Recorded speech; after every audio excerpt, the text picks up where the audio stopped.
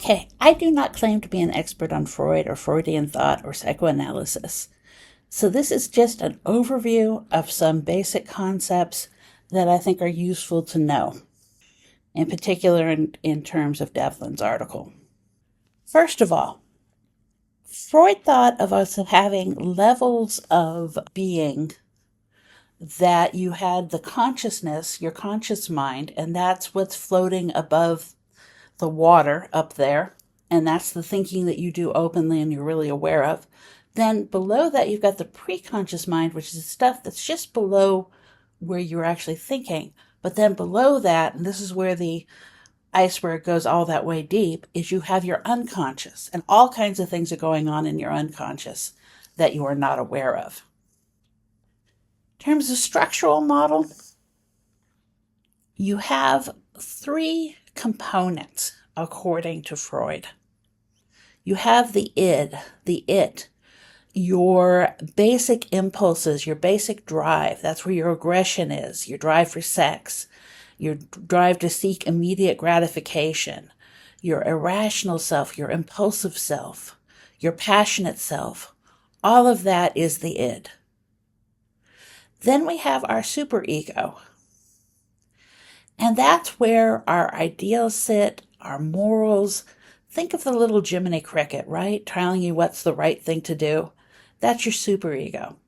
But not uncommonly, the superego can be very demanding. It's not necessarily realistic in what it's telling you is the right and best thing to do.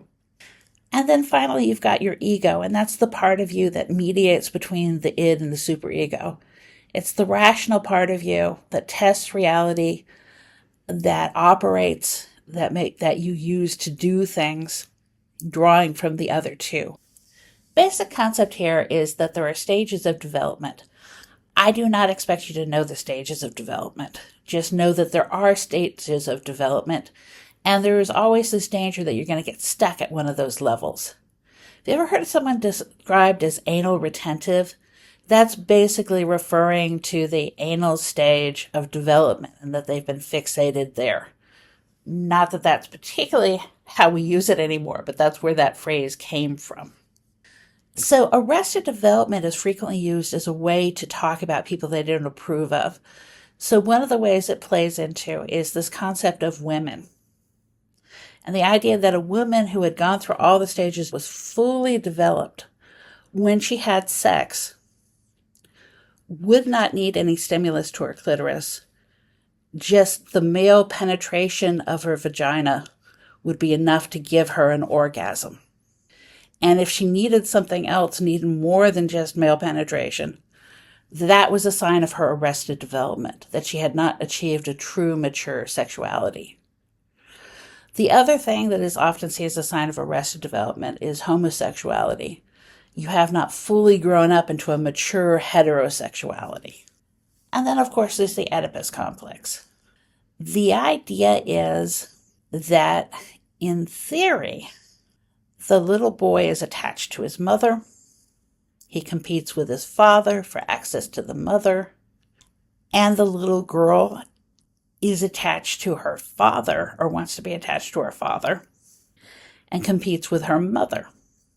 And there's sort of different ways it gets worked around. But basically, it's this idea that you, as the child, are emotionally, romantically attached to one of your parents. And that helps you break the hold that your mother has on you.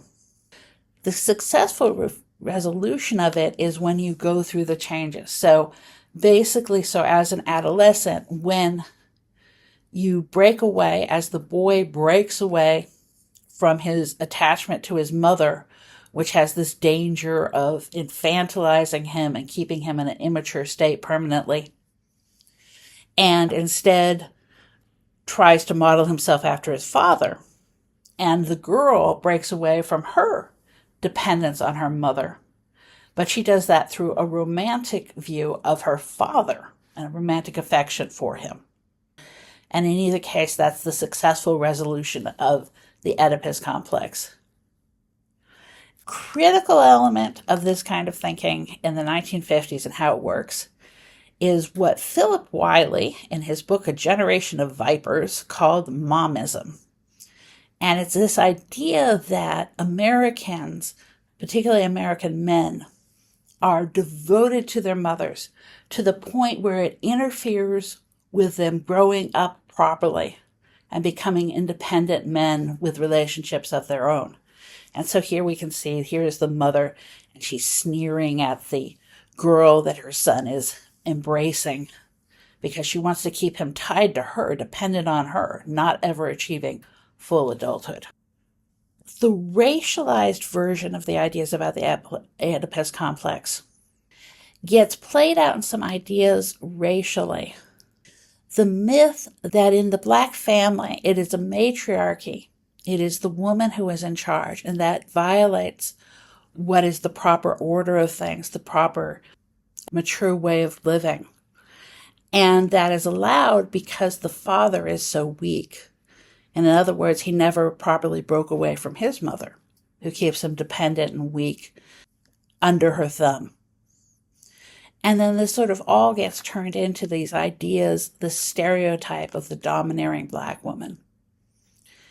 And these racialized stereotypes pop up a lot. And we're very familiar with them popping up in the Moynihan Report, for example.